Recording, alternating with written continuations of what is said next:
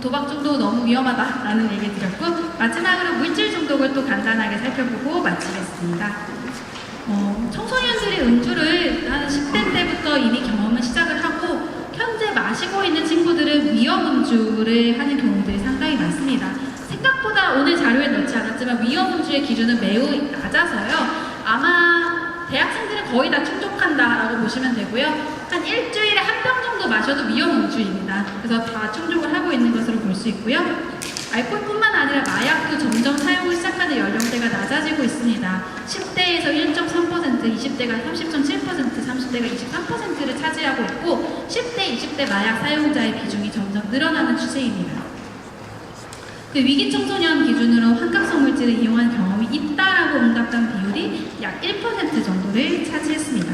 근데 항상 중독과 관련된 통계들은 과소평가됐을 가능성들을 같이 보셔야 돼요. 불법이에요. 환각성 물질이나 마약 사용하는 거. 근데 물론 순수하게 있는 그대로 익명성을 보장받고 대답을 하는 사람들도 있겠지만 숨기는 사람들도 많다라는 것을 감안을 해서 통계를 보셔야 되고요. 마약이라는 거는 의존성, 내성, 금난 증상으로 인해서 개인과 사회에 큰 영향을 미치는 물질들을 법적으로 정의해 놓은 것입니다. 사실 의학적으로는요, 알코올이나 대마나 필로폰이나 다 똑같이 오남용 가능한 중독을 일으킬 수 있는 물질의 범주에 속합니다. 근데 그중 일부를 나라에서 법적으로 관리하겠다고 마약류 관리법에 의해서 마약이라고 지정을 해놓은 것이지, 알코올은 뭐 안전하고 마약은 위험하다, 대마초가 뭐 합법인 나라가 있기 때문에 안전하다, 이런 개념들은 타당하지 않습니다. 마약 사용을 처음에는 다들 호기심에 이거 한 번만 해볼까? 주변 사람들도 하는데 이거 한 번 해봐, 느낌 좋아, 이런 권유에 의해서 시작을 하게 되지만 어느 순간이 되면 이 단계들이 딱딱 구분되지 않습니다. 스리슬쩍 단계들이 넘어가게 되는데 그냥 내가 클럽에 자주 다니니까, 혹은 내가 뭐 이런 커뮤니티에 있으니까 약물을 계속 사용을 하게 되고, 어느 정도 단계가 되면은 굳이 주변에서 권하는 사람이 없어도 내 스스로 이거를 사용을 하는 게 일종의 내 취미처럼 여겨지는 단계가 됩니다. 근데 그럼 이 3단계까지만 해도 내가 뭔가 강력한 외부적인 상황이 처하면 끊을 수 있기도 하고 있다고 믿기도 하는데, 딱 4단계가 되면은 더 이상 끊을 수가 없게 됩니다. 나는 완전히 자율성을 잃는, 자유의지를 잃는 상태가 돼서 법적인 문제가 처해 있음에도 불구하고, 처할 것이 분명함에도 불구하고 사용을 하게 되는 단계가 바로 이 마지막 단계고, 이 마지막 단계로 언제, 어떻게, 얼마만큼 사용했을 때, 어느 정도 기간만큼 사용했을 때 넘어가는지 알 수 없기 때문에 위험한 것입니다. 그래서 다들 처음에는 호기심에 다른 사람이 해보자고 하니까 시작을 하게 됩니다.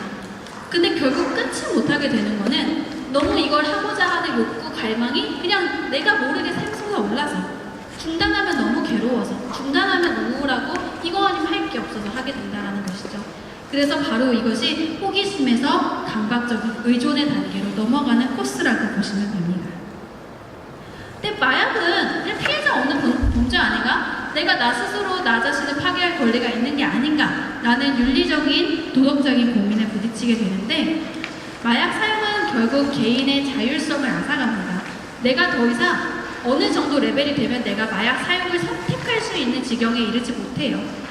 하지 않으려고 아무리 강력한 의지를 가져도 할 수 없는 상황에 처하기 때문에, 그런 상황들로부터 우리 사회의 개인들을 보호하기 위해서 법률로 규정을 해놓은 것이지, 이 행위 자체가 부도덕해서라고 보시면 안 됩니다. 그래서 마약 사용을 한번 해놨다고 해서 꼭 마약 중독이다라고 단정짓고, 마약을 사용을 해본 사람이 의지박약이거나 부도덕하다, 중독에 빠져있는 사람들, 아까 제가 말씀드린 것처럼 막 병동을 탈출해서라도 약을 하고 싶어 하는 사람들을, 혹은 뭐 교도소에서 뭐 나오자마자 출소풍을 하는 사람들이 부도덕하다, 의지가 약하다라고만 볼 문제는 아니라는 겁니다. 이미 이 약물의 지배를 받은 뇌이기 때문에 내가 하지 않으려고 아무리 강력한 의지를 가져도 안 되는, 자율성을, 자유의지를 완전히 상실해버린 상태라는 겁니다. 그래서 이런 이유 때문에 재범을 방지하기 위해서는 단순히 교화만 해서는 안 됩니다.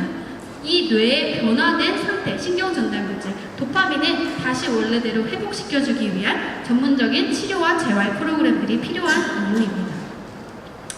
근데 술이든 마약이든 그래서 왜 끊어야 되느냐, 특히 술은 어차피 합법이고 그냥 마시면 되는 거 아닌가 라는 질문을 받으면은요, 저는 진료실에서도 그렇습니다. 많은 그냥 술 끊으세요. 뭐 특히 내과 선생님들, 간 보시는 분들은 무조건 끊으세요. 무조건 나빠요라고 하시지만 저는 정신건강의학과 의사입니다. 술을 끊는 것보다 술을 끊든 안 끊든 중요한 것은 당신이 행복하고 건강한 인생을 사는 것이라고 말씀드리거든요. 그래서 술을 끊기 위해서 너무 불행해지는 것, 술 끊기 위해서 정말 폐쇄병동과 뭐 교도소에 평생 갇혀 있는 것은 사실은 건강한 치료적인 목표라고 볼 수 없습니다.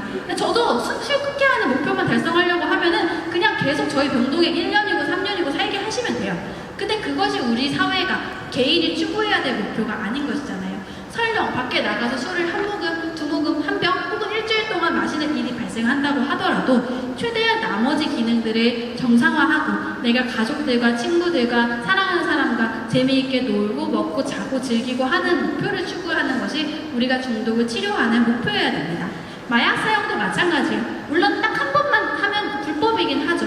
그렇지만 마약을 제가 개입을 하지 않았더라면 정말 1년 내내 했을 사람이 6개월 참고 한 번 하고 6개월 했다 그러면 치료가 성공을 하는 것이고 그것도 충분히 가치가 있는 것입니다. 그리고 그 남은 안 하는 기간 동안 더 건강한 생활들을 해나갈 수 있기 때문입니다.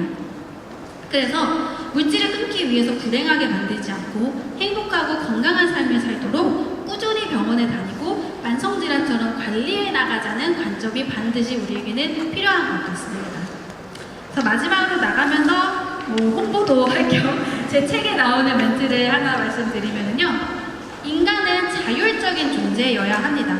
근데 이 몸의 질병이라는 것들이 다 우리의 자율성을 훼손합니다. 암이 걸리면 뭐 온갖 자율성 다 제쳐지고 암 치료를 위해서 항암 치료하고 입원하고 해야 되죠. 당뇨병은 식사를 제한하고 골절은 움직임을 제한하고 우울증은 우리의 에너지를 박탈하고 치매는 우리의 기억력을 박탈합니다.